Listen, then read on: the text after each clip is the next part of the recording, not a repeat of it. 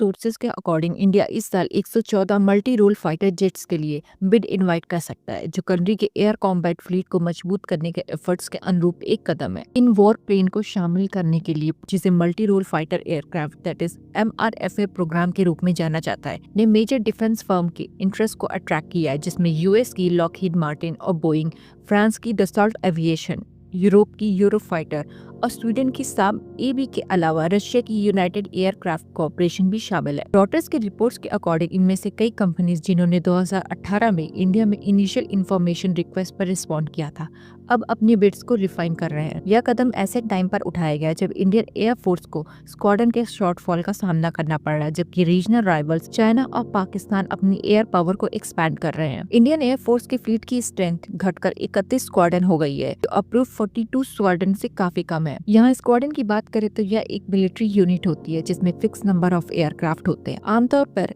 एक स्क्वाड्रन में 18 एयरक्राफ्ट होते हैं। इंडियन फाइटर जेट्स के नंबर की गिरावट का मेन रीजन रशियन और सोवियत एरा एयरक्राफ्ट का पुराना फ्लीट है। इसी बीच चाइना का एडवांस फाइटर जेट को शामिल करना और पाकिस्तान को मिलिट्री सपोर्ट एक्सटेंड करना जारी रख रहा है। बिड्स में इनवाइटेड यूएस, रशिया और अदर कंटेंडर की बात करें तो लॉकहीड मार्टिन अपने F-21 को पेश कर रहा है, जो F-16 का इंडिया स्पेसिफिक वर्जन है, जिसे लोकल पार्टनरशिप के थ्रू इंडिया में मैन्युफैक्चर किया जाएगा। कंपनी ने ऑलरेडी हैदराबाद के इंडिया के टाटा ग्रुप के साथ एक जॉइंट फैसिलिटी एस्टैब्लिश कर ली है, जहां वह F-16 विंग प्रोड्यूस करते हैं और F-21 के प्रोडक्शन को एक्सपैंड करने का प्लान कर रहे हैं। इसके अलावा प्रेसिडेंट ट्रम्प ने थर्सडे 14 फरवरी को कहा कि यूएस इवेंचुअली इंडिया को F-35 स्टेल्थ फाइटर बेचेगा। हालांकि इंडिया के फॉरेन सेक्रेटरी ने बाद में क्लियर किया कि इससे रिलेटेड कोई फॉर्मल प्रोसेस स्टार्ट नहीं हुआ है। रशिया की यूनाइटेड एयरक्राफ्ट कॉर्पोरेशन UAC अपने सुखोई Su-57 फिफ्थ जनरेशन के स्टेल्थ फाइटर को ऑफर कर सकती है। रिपोर्ट्स के अकॉर्डिंग Su-57 में एडवांस इंजन, रडार और एवियोनिक्स है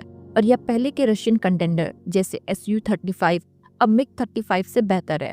रशिया लंबे समय से इंडिया का प्राइमरी आर्म सप्लायर रहा है, लेकिन यूक्रेन वॉर ने मॉस्को के स्पेयर पार्ट्स और नए इक्विपमेंट डिलीवर करने की एबिलिटी को डिस्टर्ब कर दिया है, जिसने भारत को अपने डिफेंस इंपोर्ट को डाइवर्सिफाई करने के लिए प्रमोट किया। रशियन ऑफिशियल्स ने एरो इंडिया 2025 में Su-57 को पेश किया और reportedly existing Su-30 production line का लाभ उठाते हुए इसे भारत में बिल्ड करने का ऑफर किया। इंडिया ने पहले Su-57 को डेवलप करने का प्लान किया था, जिसे तब T-50 कहा जाता था, लेकिन एक दशक से पहले ही इस प्रोग्राम को रद्द कर दिया गया। ग्रिपन इंडिया कैंपेन के हेड केंट एके मॉलन के अकॉर्डिंग साब, जो अपना एजेस 39 ग्रिपन ई ऑफर कर रहा है, ने इंडिया के लिए सप्लाई चेन ब्लूप्रिंट डेवलप कर लिया है और लोकल पार्टनर्स की एक्टिवली तलाश कर रहा है। मॉलन ने कहा कि इंडियन ऑफिशियल्स ने साब के प्रपोजल पर बहुत पॉजिटिव रिस्पॉन्ड किया है, जिसमें एयरक्राफ्ट की कॉस्ट एफिशिएंसी को पॉइंट आउट किया गया है। इंडिया की अपनी एयरफोर्स को मॉडर्नाइज करने के क्वेस्ट में Lockheed Martin F-35 Lightning second और Dassault Rafale F-4 emerging potential contender के रूप में उभर रहे हैं। फिफ्थ जनरेशन का stealth fighter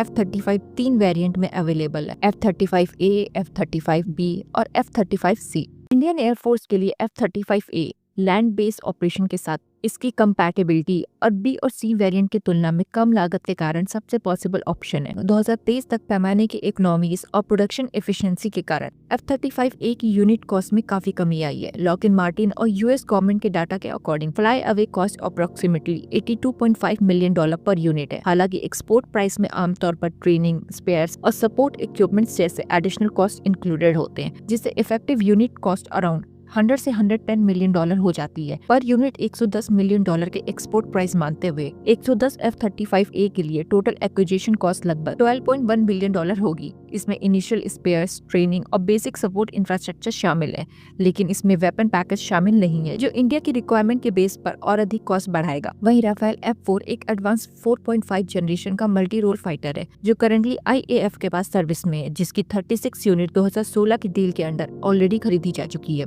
F-4 variant F-3R standard से बेहतर है। इसमें इनहैंस रडार, इम्प्रूव्ड सेंसर और नेटवर्क सेंट्रिक वॉरफेयर कैपेबिलिटीज है। राफेल की कॉस्ट, कॉन्ट्रैक्ट और कस्टमाइजेशन के बेस पर अलग अलग रही है। इंडिया की इनिशियल डील के लिए 36 राफेल की कॉस्ट 7.87 बिलियन यूरो, जो कि 2016 के एक्सचेंज रेट पर लगभग 8.7 मिलियन डॉलर थी, जो India specific enhancement, weapon, spares और इंफ्रास्ट्रक्चर सहित लगभग 242 मिलियन डॉलर पर यूनिट के बराबर। हालांकि इजिप्ट और इंडोनेशिया जैसे अदर नेशन के लिए सब्सिक्वेंट डील में बेस एयरक्राफ्ट के लिए पर यूनिट 115 से 130 मिलियन डॉलर की lower fly away cost suggest किया गया है, जिसमें कस्टमाइजेशन और सपोर्ट के लिए एडिशनल कॉस्ट शामिल है। इस एनालिसिस के लिए $130 मिलियन यूनिट कॉस्ट मानते हैं, जो एक्सटेंसिव इंडिया स्पेसिफिक मॉडिफिकेशन के बिना एक स्टैंडर्डाइज एक्सपोर्ट प्राइस को दर्शाता है। $130 मिलियन पर यूनिट के हिसाब से 110 राफेल F4 की टोटल एक्विजिशन कॉस्ट $12.3 बिलियन होगी। इस एस्टीमेट में बेसिक स्पेयर्स और ट्रेनिंग इंक्लूडेड है,